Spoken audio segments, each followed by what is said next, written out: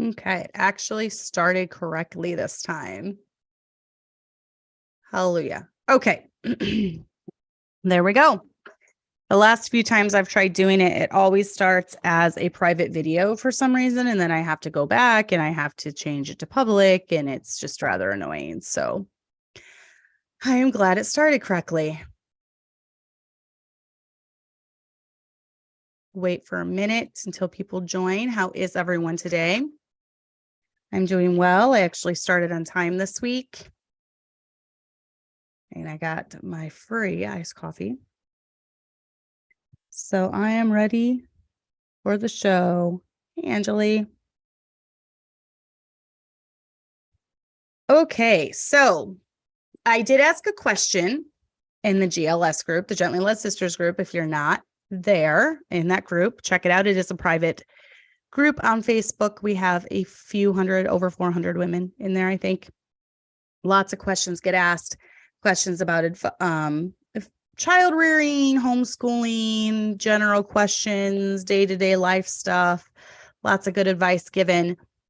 So check that out if you're not in it. But I'm going to be reading some of the answers from that in a bit. And I guess I should probably share this in there now that we're talking about it, since I actually started on time this week, right? Go ahead and add it in there in the group. I have the public Facebook page, but I also have the private Facebook group. That's a little bit more intimate, and we can ask questions in there and different things like that. So that is in there if you want to join that. Okay, there we go. Hey, Sarah.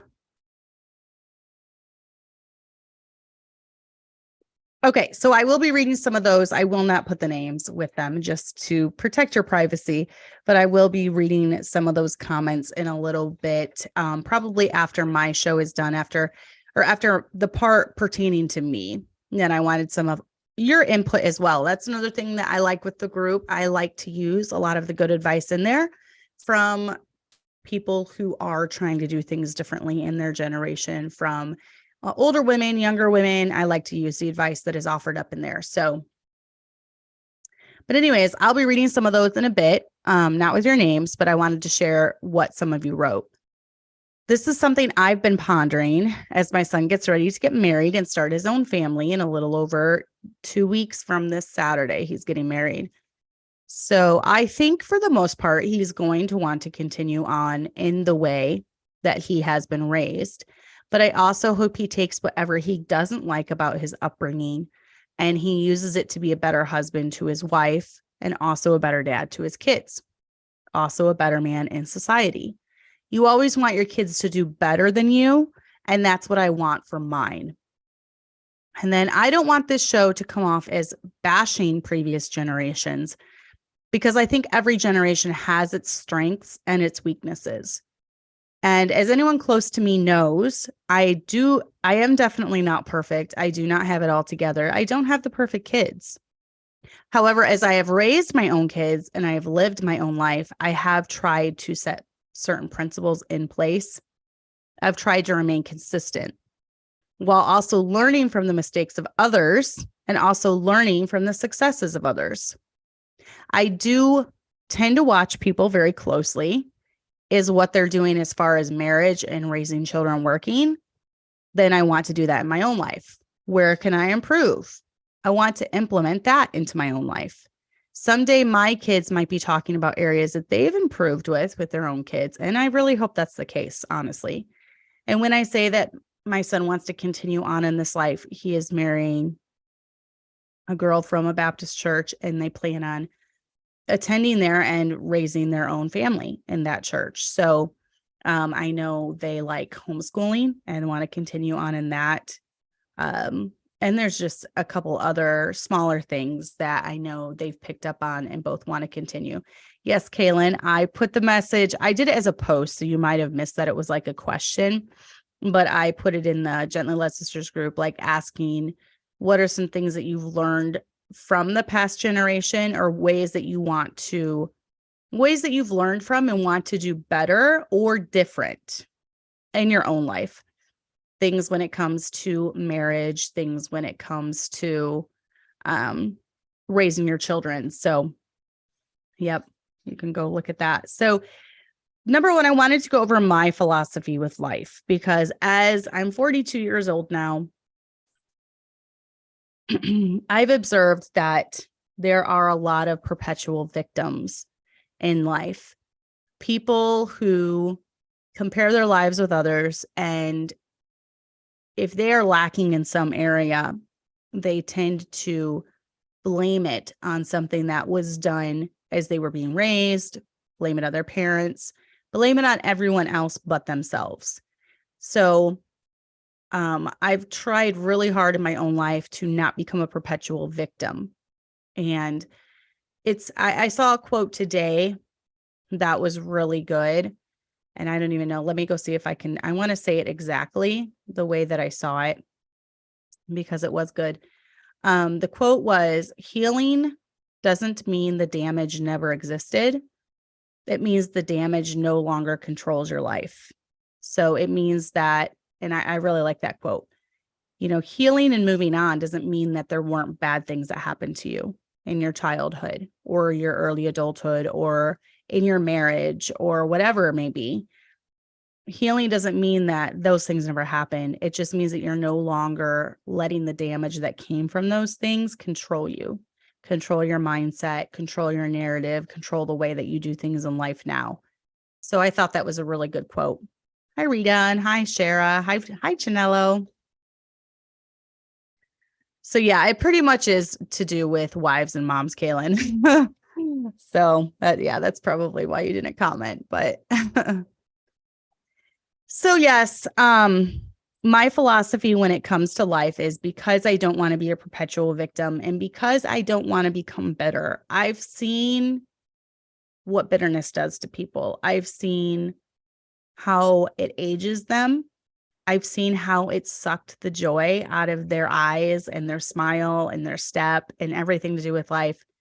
And I don't want that for my own life. And I don't want to be that way where I can, have an impact on my kids. They can see that and know that I'm hurting, know that, I'm bitter about something that's happened in my life. So my philosophy is not to get bitter, but to get better in areas. And when I mean that, not to get bitter, but to get better, I use the hurts in my own life that have happened to educate me on how to treat other people and how to act towards other people.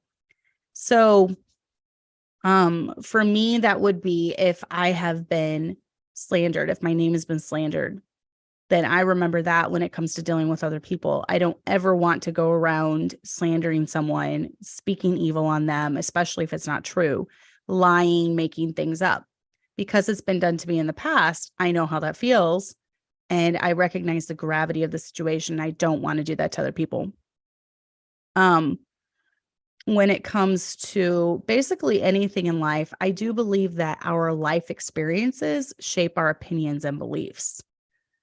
But we have to be careful in that our life, the bad things that happen to us in life don't make us an embittered, angry person.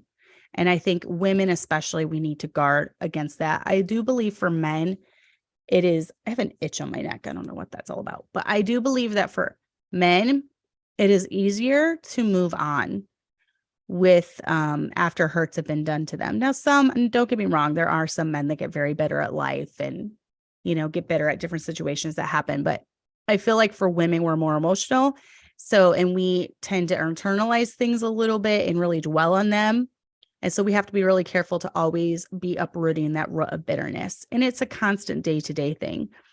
I know for me personally, when I've been hurt in the past, it doesn't really register until a little while later. Even when my own dad died in my life, that first year, it really didn't start registering until 6-7 months in, when I think you realize the finality of the loss that you've encountered. And that could be even the loss of not just friends or loved ones through death, but loss of friendships, loss of relationships.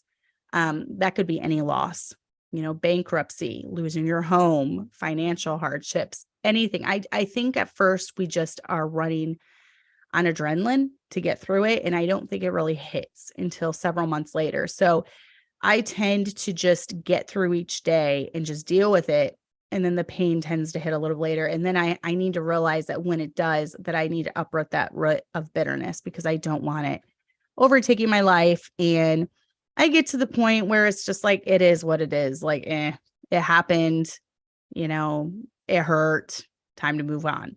So I do eventually get to that point, but I realize that we are going to be hurt. Life is full of imperfect people and sinful people, and we will get hurt as we go through this life. So we cannot control how people hurt us. We can only control our reactions to the hurt. So I use the hurts in my life to be better when it comes to everything, really, any situation that involves. So for me, I try to treat those the way I want to be treated. And for everyone, this is going to look a little different, because we all have different love languages. We all have different needs. We all have different ways of showing our love. So it's going to look different from person to person. But for me, the way that I want to be treated, number one, is with honesty.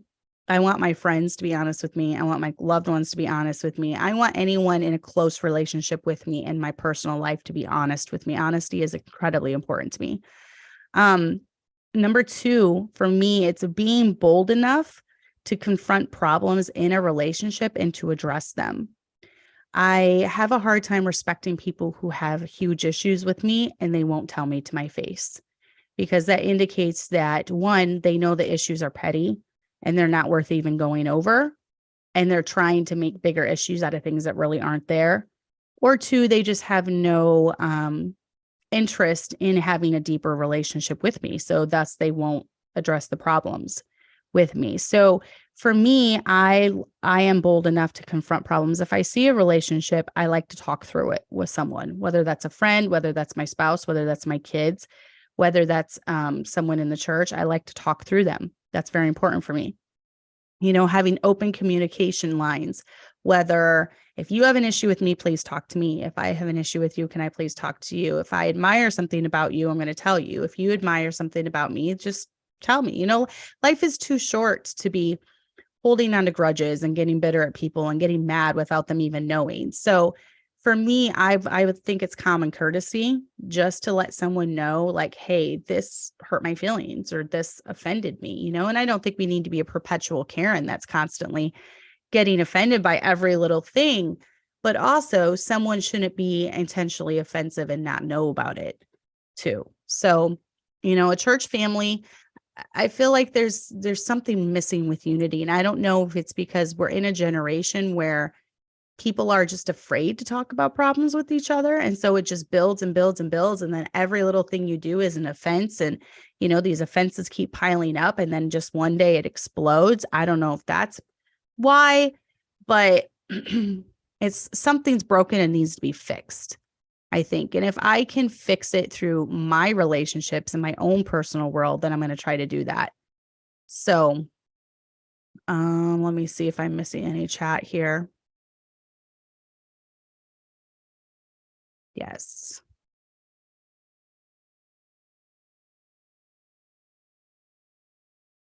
Yeah. Yes. You can't control what other people do, but you can always control how you overcome or how you deal with those things. And Shadella said, I try to remind myself to look introspectively when it comes to things that happened that I don't or didn't like. And I'm constantly teaching my kids to do the same, to have an is it I mentality. Jesus said, verily I say unto you, one of you which eateth with me shall betray me. And they began to be sorrowful and to say unto him one by one, is it I? And another said, is it I? And that's in Mark 14:18-19. Yes. Anytime someone has a problem with you, you definitely need to be introspective. Sometimes some people are just perpetual Karens and won't be offended by everything, and there's nothing you can do about it. Other times, though, you might have reacted badly to a situation, or you might not have even reacted in the way that they needed at that time. And, we're imperfect. We're not always going to have the right reaction for everything that happens. Sometimes we're stressed. Sometimes we're busy. Sometimes we're distracted. And so when someone comes to us with an issue, we're not thinking outwardly. We're just focusing on our own problem at the time. And so we maybe don't react the way the person needs from a friendship or needs from a relationship. And that's where, just asking forgiveness comes in, saying, I'm sorry, I'll try to be more aware of it, whatever it is. So, but that just comes down to being a good friend, being a good wife, being a good church member, whatever. So for me, I like to treat the others the way I want to be treated. Like I said, be honest, being bold enough to confront problems in the relationship, open communication. For me, loyalty is a big one. So it takes a lot for me to shut the door on a friendship. And a lot of times it's forgiveness over and over and over again, because Christ does tell us to forgive. And so keeping that in mind, we've been forgiven of a debt, so we can forgive others of debts that they have towards us. But when someone is perpetually hurting you all the time, over and over and over again, there does come a time where you can cut off that relationship. And there's nothing wrong with that, because even in the Bible, there were apostles and disciples that parted ways because maybe they just couldn't work together. Their personalities didn't mesh, and that's totally fine. So there will be times when that happens. So it's not a sin if you have to cut off of a relationship because of just, even though there's been apologies, it continues to happen, so I will give it quite a while before I finally say, that's it, I need to move on, because this person is only causing drama. This person is only causing angst in my life. This person's only causing toxicity to happen. So I need to move on. And then also, I want people to be gracious with me, so I will try to be gracious with them. And that goes into the whole forgiving part again. And then also gossiping, just don't gossip about people, just confront them. If you have a problem with someone, why are you telling everyone else but that person? It makes absolutely zero sense to me. I don't understand it. I do not, and I will not ever understand people gossiping about someone behind their backs without confronting them to their face, getting the facts straight, getting the story straight. And have you ever played the game Telephone? It has a way, stories have a way of getting bigger and just filled with more lies.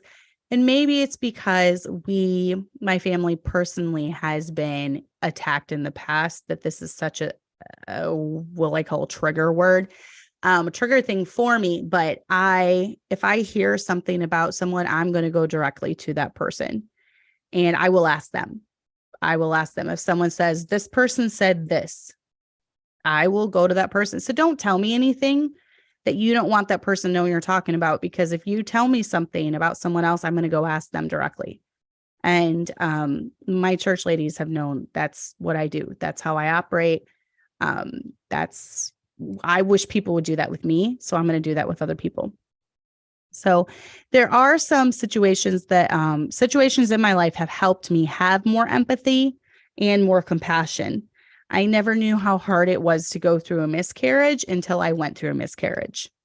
Once I went through a miscarriage, I had a lot more empathy for those that have gone through them, are going through them.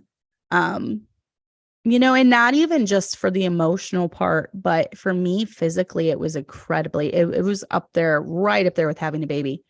So I think that really opened my eyes. Not that I was, I knew babies were a gift and children are a gift and children are a blessing. Not that I was, doubting any of that, but I do believe until you've really been through something, you don't know what it's like. And I believe God has used that in my own life as a way, knowing one day I was going to have a ministry for women, knowing that would help me, in my ministry to women. So I try to look at the hurtful situations in my life as ways that God was preparing me to help others. So anything bad that's happened when I was being raised, maybe anything in my childhood, deaths in my family, miscarriages, deaths of loved ones, I try to think God wanted this in my life because he's trying to mold me and shape me into who he wants me to be. And he wants me to be able to help other women. And you can't really help some women sometimes. That's why even on the show, I won't do any shows about things that I have no experience with or that I don't know what I'm talking about, because I truly feel like you can't know what it's like until you've been through it. I have chronic pain in my life when it comes to my back, but I've never been through chronic illness. Well, I was. Actually, I had hepatitis C. I got it when I was born, and I just got rid of it about 8 years ago. So I dealt with that up until then, but it wasn't debilitating. Let me phrase it this way. I have never had a debilitating chronic illness. So as such, I want to have guests on that can talk about that have gone through that, because I truly don't know. I truly feel like you don't know what it's like until you go through it. I've never been through sexual abuse. So I want to have a guest on, and she's booked for September 11th, by the way. I've never gone through that. So I'm having someone on that can share how she overcame that in her own life. And so that's why I have different guests on the show, because I'm not going to talk about something that I have no experience with. So we cannot move forward in our life with anything while holding on to past hurts. We cannot be the person that God wants us to be. And so I think if you take those past hurts and you think of it that way, not so much blaming God for it, but God is with me through this trial. God's allowing me to go through this trial because he wants me. Maybe I don't know the purpose right now. I didn't know all those years ago when I went through that first miscarriage. It was before Chloe. That was my really bad one. So Abby, let's see, Chloe's 16. So it was about 17, a little over 17 years ago that I went through that. I didn't know 17 years ago that I would be starting a ministry for women 12 years later. I didn't know that. But since I've started the ministry, I have a very popular video on YouTube about ways to prevent miscarriage. And I've been able to answer a lot of women when it comes to miscarriage questions. And I've been able to help a lot of women through things that I found just dealing with miscarriages, such as the progesterone cream and the conception pills. I've heard a lot of testimonials from women that have personally emailed me or left comments saying that they used both of those and they were able to conceive and carry a child full term. So, I don't know. All those years ago, 17 years ago, when I had that miscarriage, maybe it was God paving the way so that I could help other people conceive and carry babies full term. So whatever hurt is in your life, think of it that way. That's helped me tremendously in my own life. And I've found that I cannot move forward until I deal with past hurts. They will pop up. A situation will remind me of them. A trigger will remind me of them.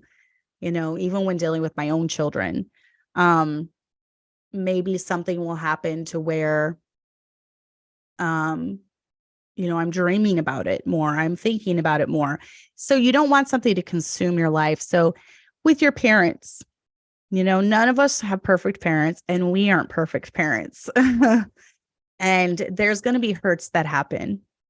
So as I got older and I started having more children, I understood a lot of what my mom went through. And I started in my own mind to just release maybe certain not harmful, but hurtful memories that I had of different situations where I felt she didn't give me the attention that she needed to, or whatever, through the eyes of a 9-year-old girl, right? There's always going to be times when we feel like we were brushed aside or ignored. So as I started having my own children, I started having a lot more graciousness for her and a lot more compassion. And I was able to just let go of a lot of things that might have happened where I felt like my needs weren't being met, as a kid. And we can forgive them. Even if they never ask for forgiveness, we can still forgive them, and it helps us. I'm not talking about parents that are perhaps reprobates or parents that have done horrible things such as sexual abuse. If anything like that has happened, I always encourage, I know kids are in a place where most of them feel trapped and they feel like they have no voice and they feel like they can't get help. But I would encourage you, if anything, at least to report abuse that has happened. Even if the statute of limitations have passed, because even just getting the word out there that someone had done things to you as a child might prevent them, other people from putting their kids in a situation where he could keep on harming them. So even if it's just out there that he did it, so that's something that if you hide certain sins like that, it's going to go on to damage other people, or he's going to go on to do it to other people. So because of future victims, you want that out there, that something happened. I'm talking about little hurts that happen, such as I didn't get enough attention. I didn't get enough time. I was kind of pushed to the side. My mom was focusing on this. My dad was focusing on this. He wasn't present for this. We can forgive even if, they haven't asked for forgiveness. When it comes to our spouse, let's try not to keep an internal checklist of all their wrongdoings, because how would we feel if they kept an internal checklist of all of our wrongdoings? If we were too tired to make supper one night and we didn't have the kitchen perfectly cleaned another night, and, we refused physical affection one night, and, it would be pretty bad if our husbands were keeping a running list of offenses we did. So let's try not to keep a running list of offenses for things that they have done. And our relationship can't grow. Our love can't grow. We'll kind of remain stuck and stagnant if we're constantly, throwing darts of you did this and you didn't do this and you did this and you didn't do that. So, and it's the same concept with our children and our friends too. And basically any relationship is not going to thrive if you're constantly holding checklists of wrongdoings against each other. And that's why I firmly believe in just confronting someone about something and getting it taken care of, because it's a lot better to just get it taken care of and not let that offense grow than to try to bury it or ignore it. And then it just festers. It festers like an infection in your body, except it's in your heart. And it happens in every relationship, relationships with friends, relationships with your pastor and his wife, relationships with other people in the church. It doesn't get taken care of. And then everything becomes an annoyance, and it's just added onto the list of offenses. And you let the offenses grow and grow and grow until one day they explode. It's just like a festering wound inside that never gets taken care of. And so we cannot move forward in our life with anything while holding on to those past hurts. And I firmly believe that. I didn't know that, Kaylin. She said, to whoever needs it, if someone is hurting you, go to the fire station, not the police. Unfortunately, you're more likely to get help from the fire station than the police department. I had never heard that. I did not know that. So that's out there. I'm sorry, Jessica, about that. She had a miscarriage for the first time last month. It's really sad. Yeah, with both of mine, I was almost 10 weeks. And so for the first one, I did it naturally, and it was up there with having a baby. It was awful. I had contractions and everything. So that for the second one, I decided to do the surgery because I didn't want to go through basically having a baby again with no baby at the end result. So these are some truths. Now let's get into some of the truths that the past generation has passed on to me, and then ways that I want to make those truths better is the way that I kind of worded it, because I don't want to bash the previous generation. Every generation has its strengths and every generation has its weaknesses. And at the end of the day, I don't like it if my life is put under a microscope and every wrongdoing is critiqued and every wrongdoing is mocked and scoffed at. So, we all need to acknowledge that none of us are perfect and none of us have it all together. But the goal should be to constantly move forward and get better, which is what I want for my generation. I want my generation to move forward and get better when it comes to certain things in different areas. And some of the truths that the past generation has passed on to me was, number one, the Christian life is the best life. And that was instilled in me from the time I was little. And I still 100%, 110, 120% believe it.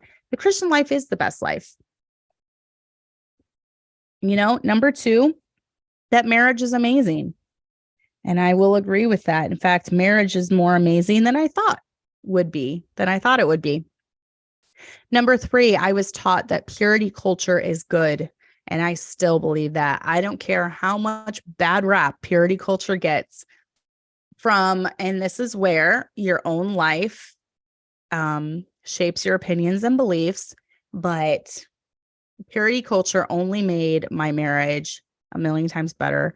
Purity culture was, it was not detrimental to me in any way. It was only good, and it only brought good things in my life. So purity culture is shamed nowadays. It is looked down on. Just search #purity culture on YouTube, Facebook. All these things will pop up with people that were raised in the Bill Gothard, IBLP, the mocking purity culture, saying how harmful it was for them. You know, a little bit of innocence is never going to hurt someone. Going the other way will. Too much experience and horrible things will mess you up. So purity culture is good. I still firmly believe that. Church is where I want to be, you know, and church is where I should be. That was a truth passed down to me. Church was taught on very religiously, and church was encouraged. And I think that was a good thing that was passed down to me. And then children are a blessing. You know, that was another truth that was passed down to me. And I firmly agree that children are a blessing.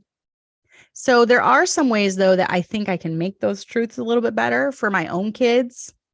And hopefully they will pass it on to their kids. You know, so I'm so happy, Kaylin. She said, I am loving the Christian life, definitely happier. Yes. And full purity, not just technical purity.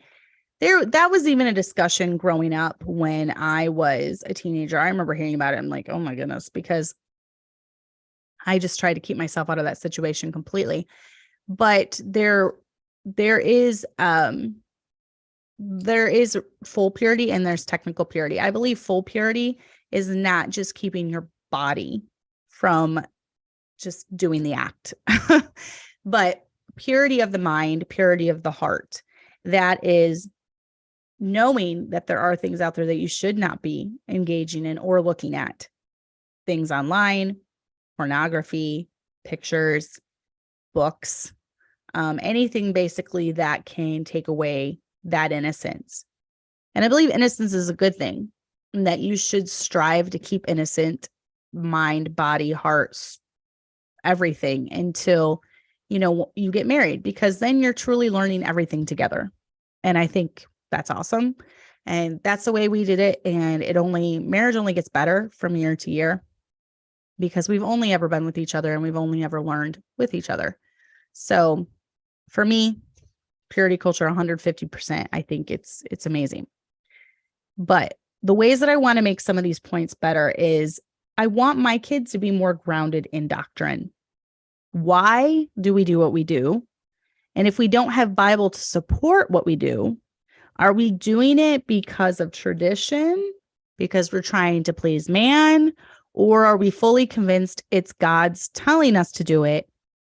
Or are we just going with the flow, or trying to be part of a clique, or trying to be part of a club, or just trying to fit in at church, or, you know, we just don't want other Christians to look down on us?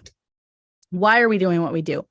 And I think that biblical doctrine especially was lacking in the 70s when it came to the truth was being thundered forth. But when asked, why do we believe this? It was just follow the man of God, you know, and there were no deep Bible reasons given. And I think that was a failure on the previous generation. So for my children, I want them to know why they do. Why do you dress this way? Why do we have clothing standards? Well, this is why, and go to the Bible, you know, where it talks about femininity and how, you know, we should be adorned in modest apparel and we shouldn't wear that which pertains to a man, and the same vice versa, especially as the lines are blurred more and more between genders. If we can even say that there are genders anymore, the lines are being blurred more and more between the genders as more time goes on. So even now more than ever, I think it's important for women to look like women and men to look like men when that comes to clothing, hairstyles, makeup, fingernails, whatever, you know. So, and we do have scripture to back that up, I believe.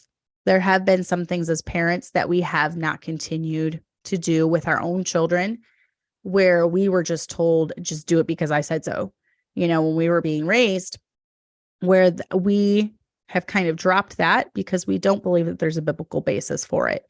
So why do we do what we do?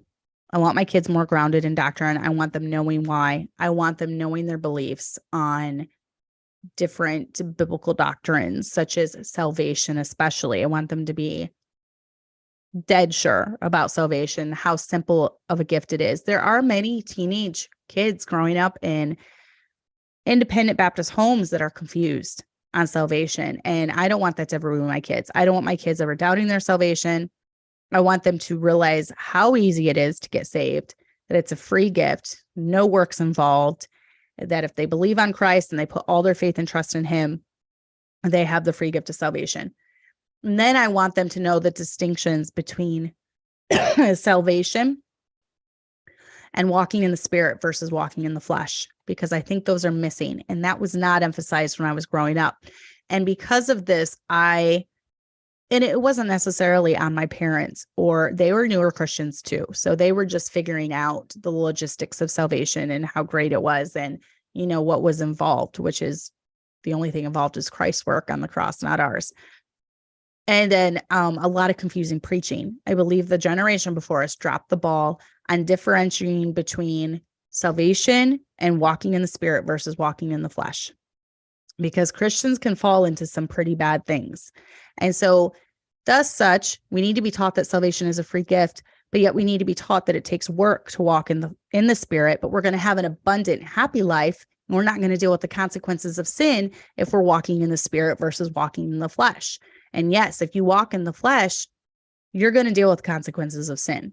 And I think too much emphasis was put on making you doubt your salvation.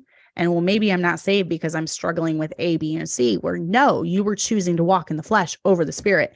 So that's one big difference when it comes to doctrine that I want my children to really be sure of. Number 2, the marriage relationship is the most important one I need to work on.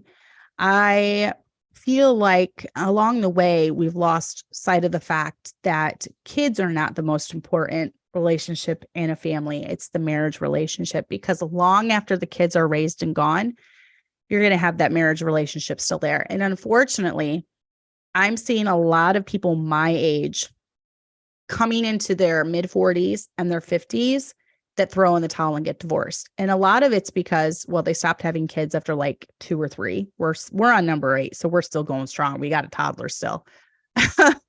But they stopped having kids. And once the kids were raised and out of the home, they had let their relationship deteriorate so much that they just called it quits. Like, well, we have no reason to be together anymore, which is so false. We're just going to call it quits. So for me, I really want to put that marriage relationship as the top one as far as my earthly relationships go. That's number 1. And then number 3, about purity culture. I want to be more open in a communication about what happens in the teen years and teach why we wait to do certain things. I want to talk about it.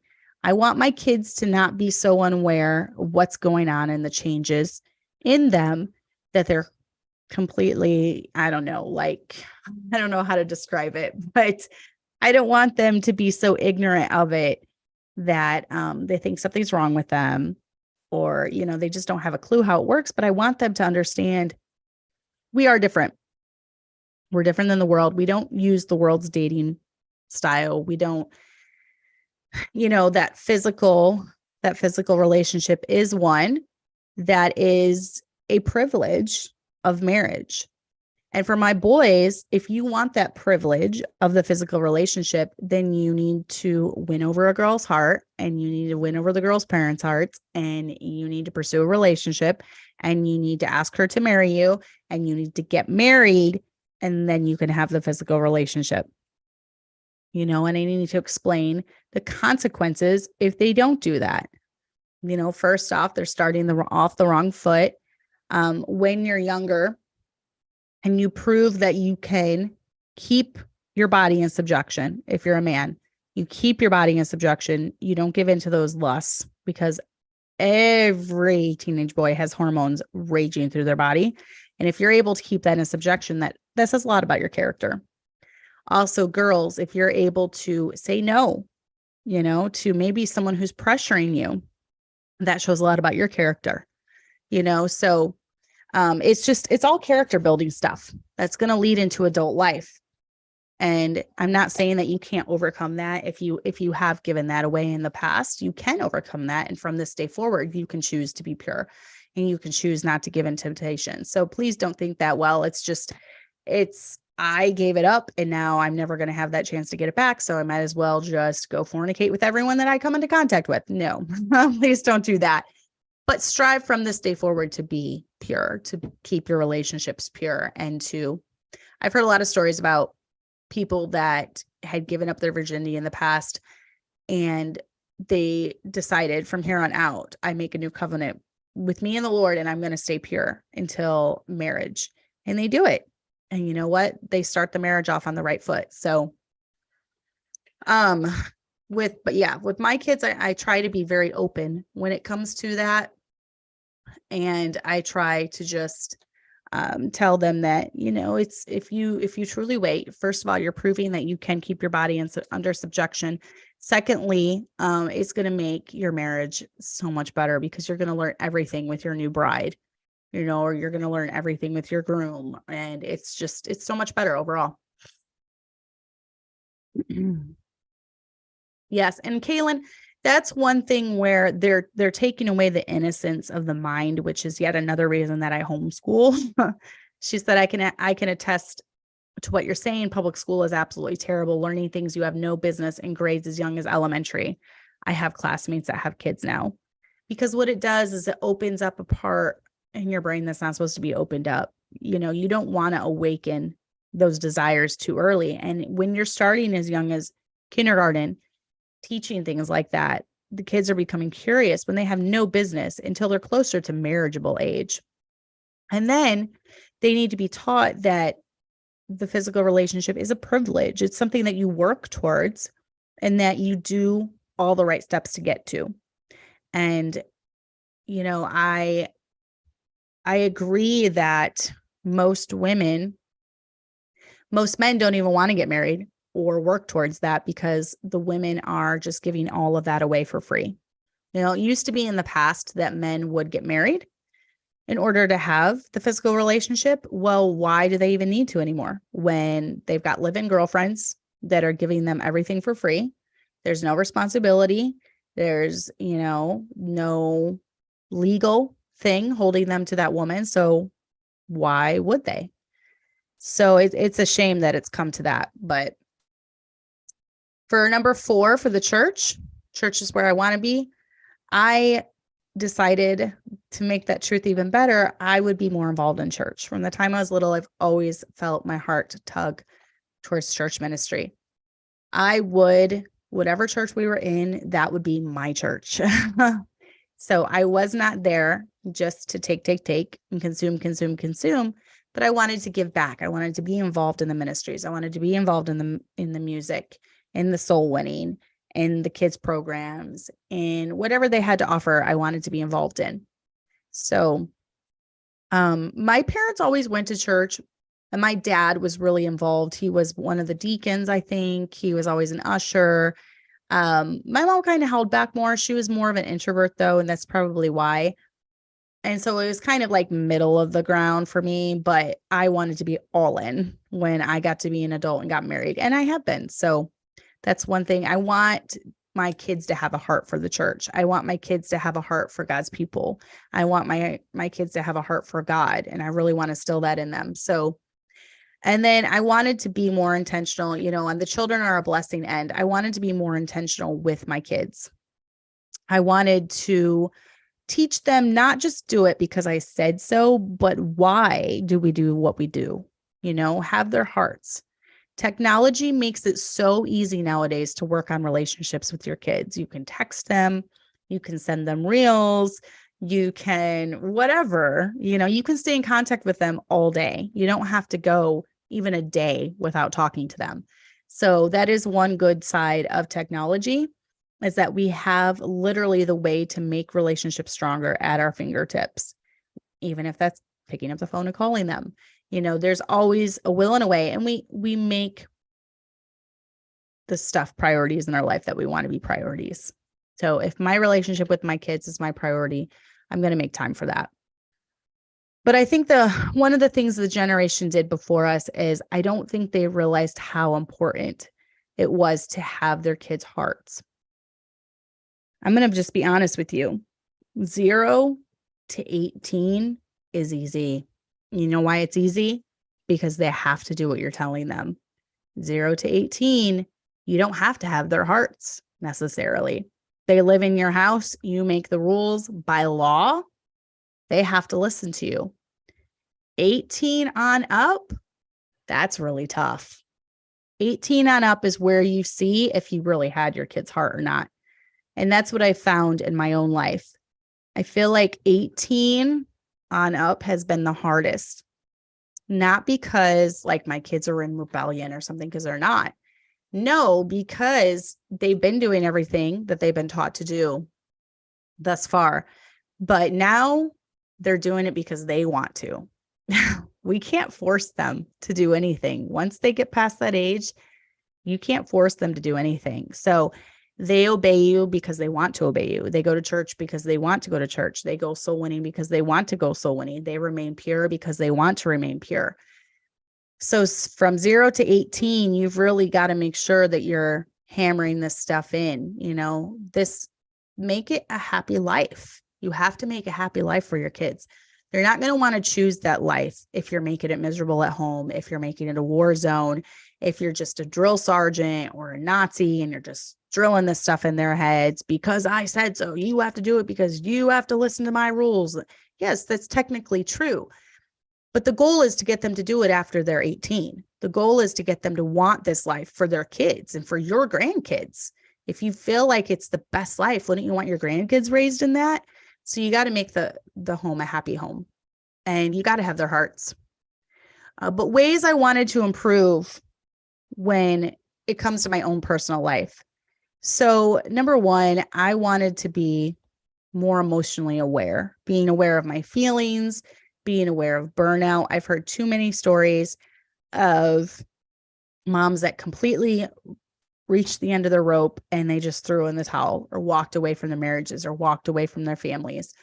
And women that were pastors' wives that couldn't cut it anymore. And you know what? I've had those same thoughts. And when I feel myself getting to that point, I need to be aware enough to be like, I need to step back. I need a break.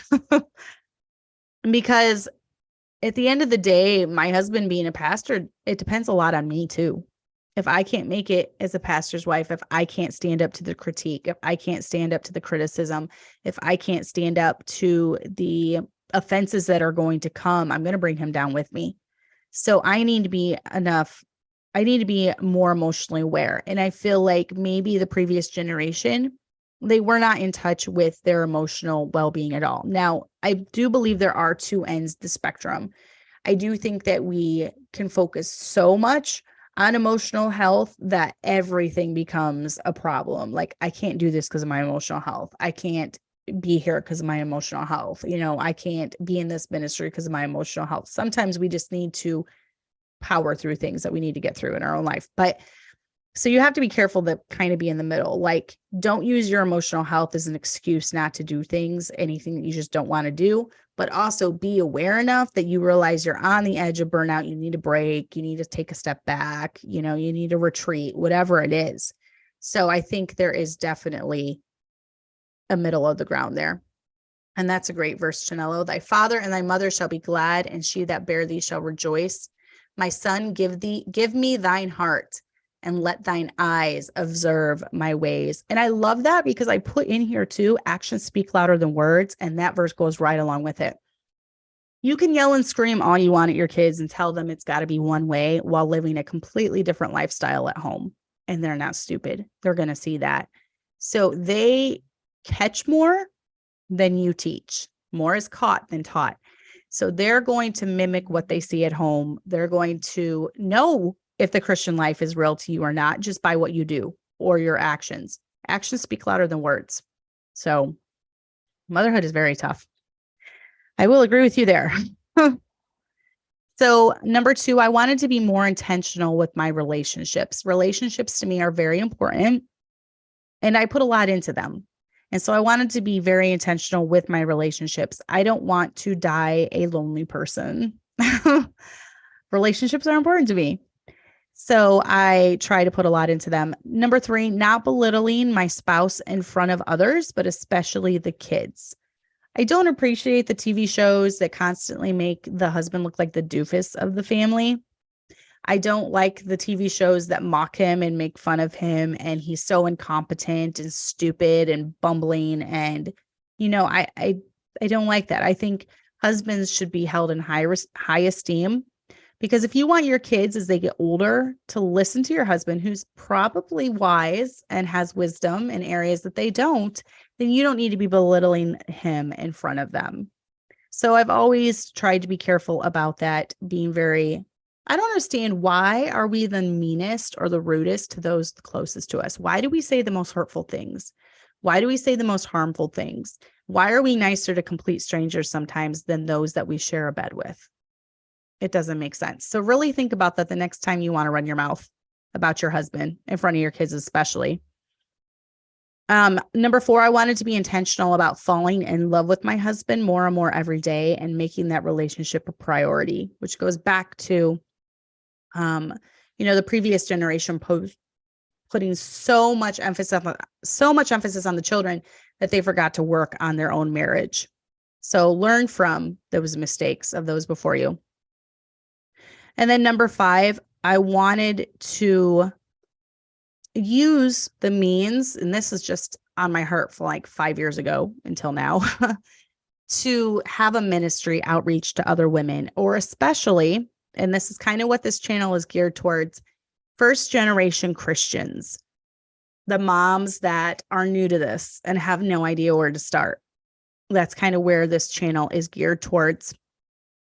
And I wanted to use technology. And I think the previous generation is really failing in this area. They're not using YouTube. They're not using Rumble. They're not using Twitter or X, which that's stupid. They're not using Twitter. They're not using Facebook. They're using old magazines or using newspapers that barely anyone subscribes to anymore, when they're not using the internet. They're not using blogs. And I think they've dropped the ball on that. So my husband and I wanted to be different in this area. If we have a ministry and we want to reach others through that, we're going to use technology because it's there.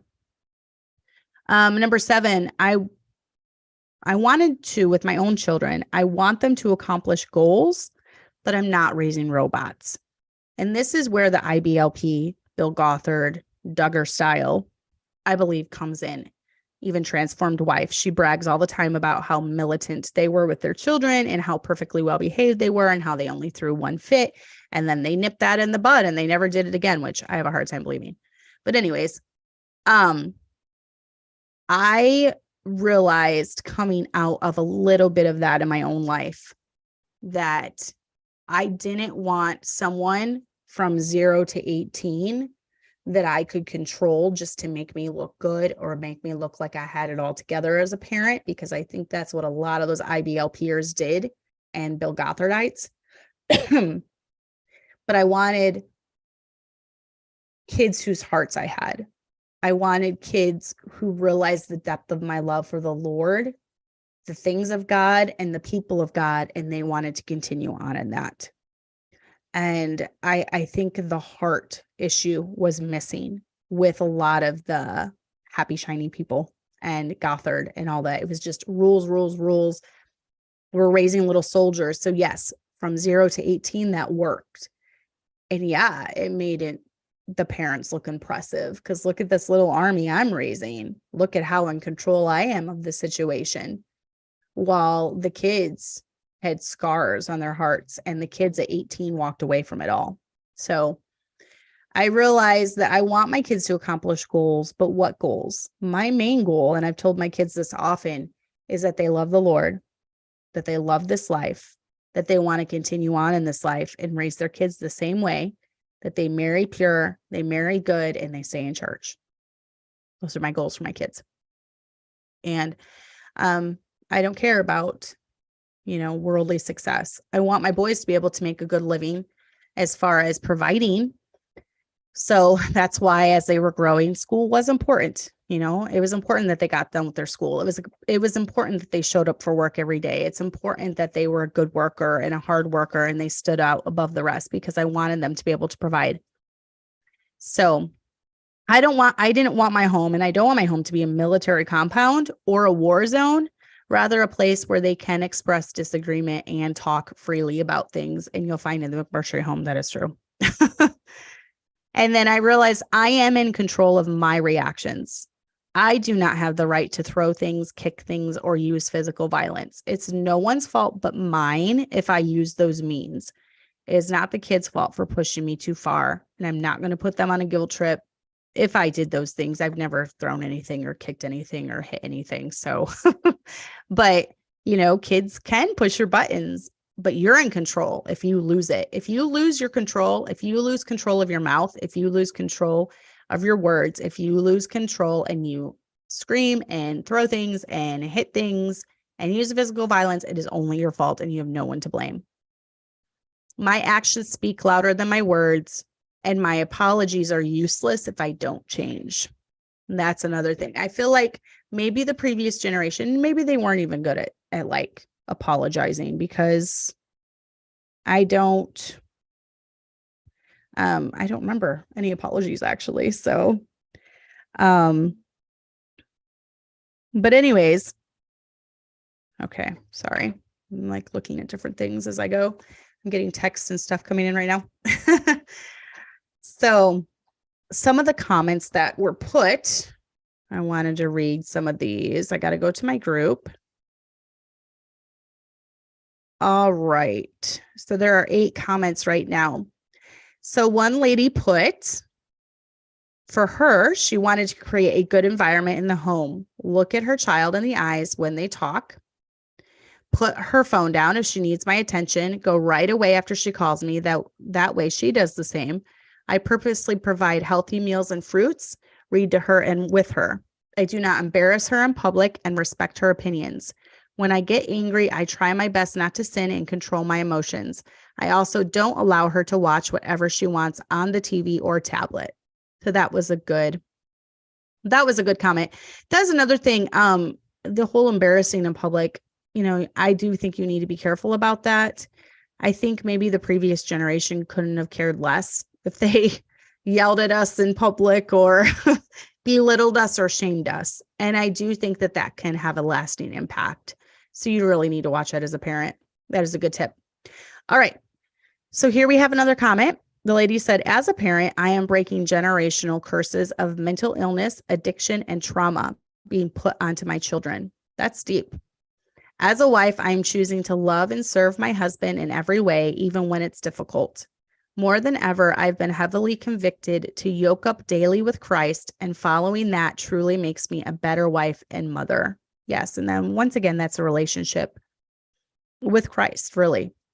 So here's another comment. I'm doing many things different than how I myself was raised. I'm home educating my children. I'm raising them in church, aiming to make God more real in their hearts and minds, and modeling the great work in the ministry of reconciliation.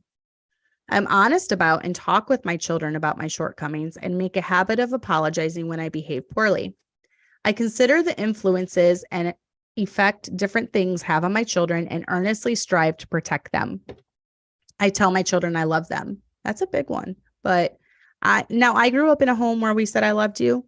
Every night before bed, we say, I love you. But some children grow up in a home where that's never said. So that is a big one.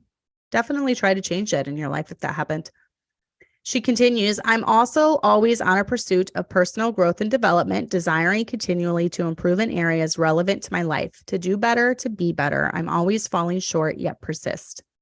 Home management is one of those areas, embracing the role of being the manager of my home, as well as making it a home a haven of rest, creating beauty.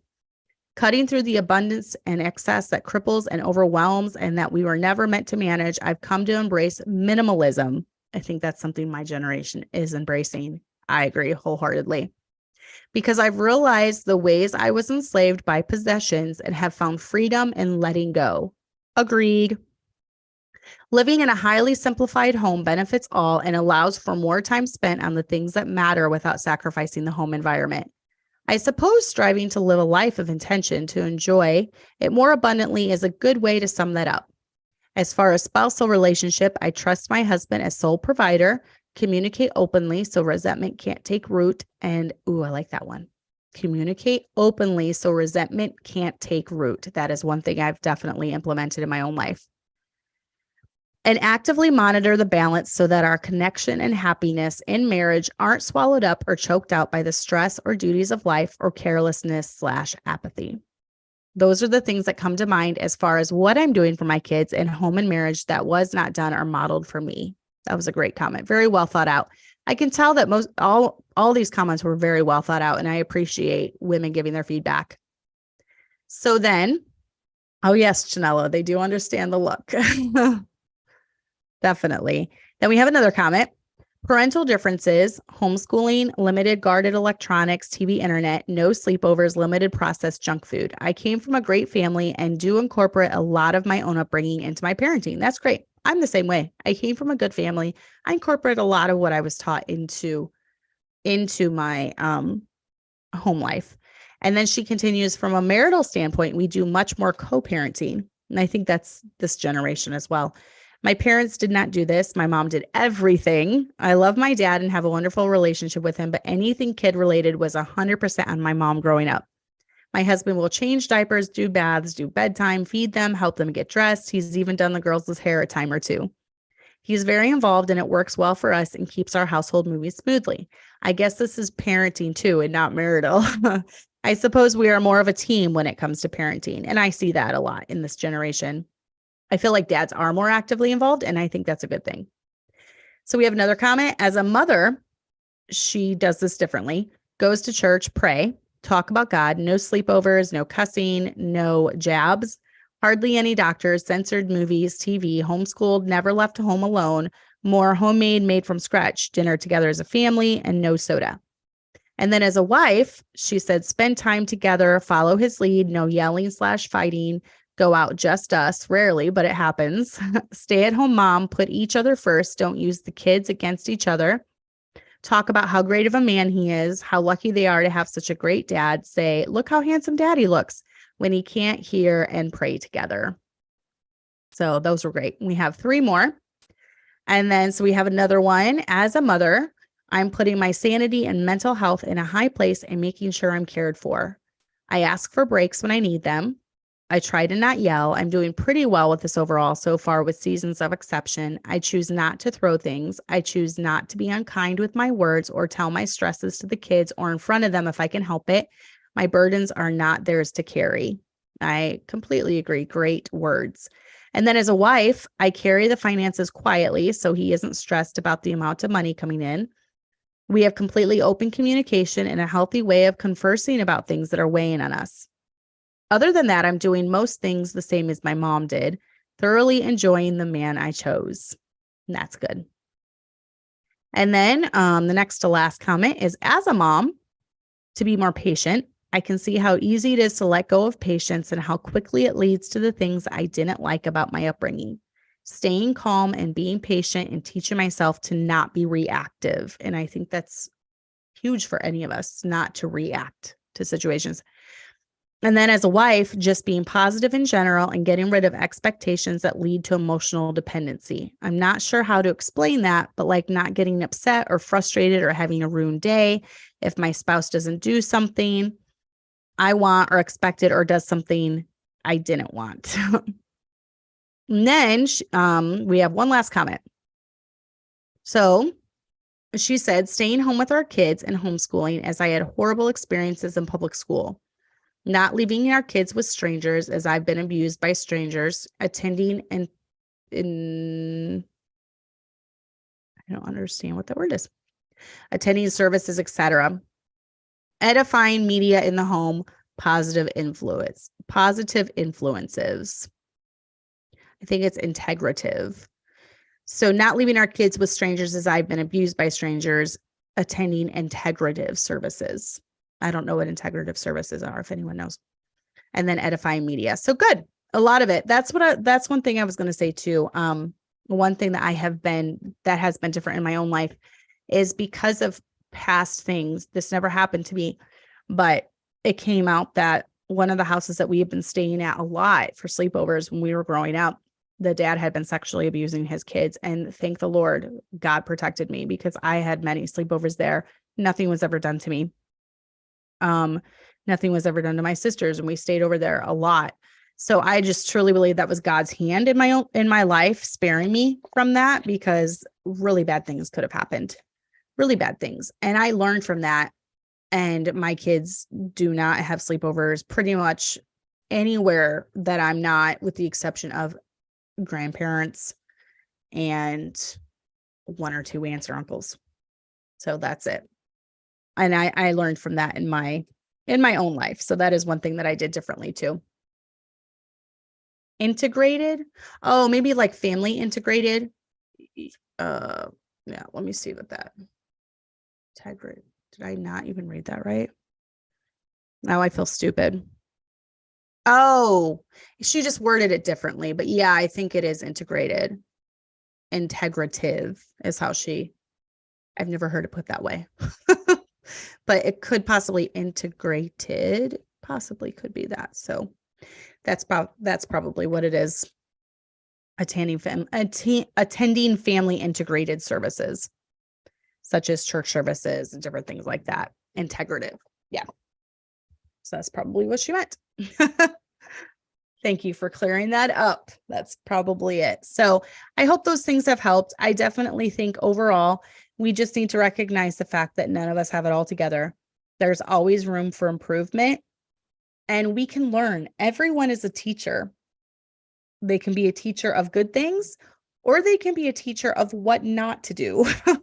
So everyone is a teacher. You're a teacher. Your life is a teacher.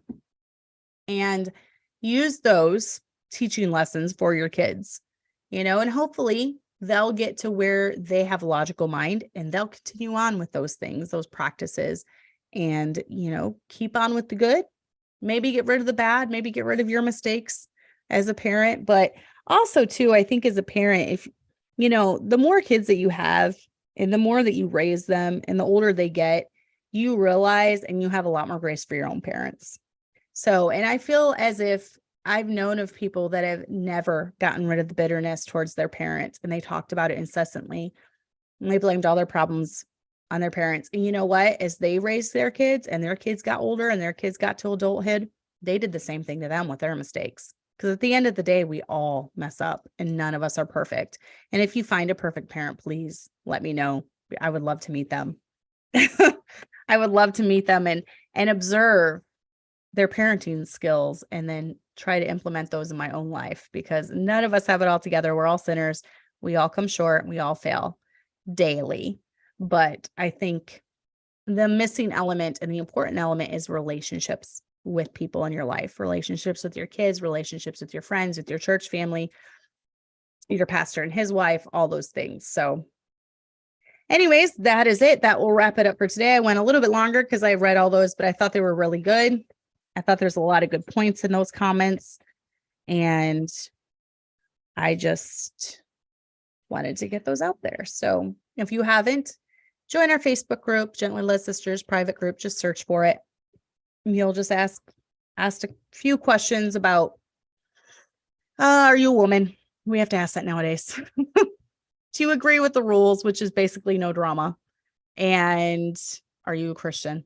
So we ask those 3 questions. And if you answer all of those, then you can join. But anyways, ladies, I hope you have a great week. Next week, August 14th, we have my guest, Bethany Russell, on. She will be talking about living with chronic illness.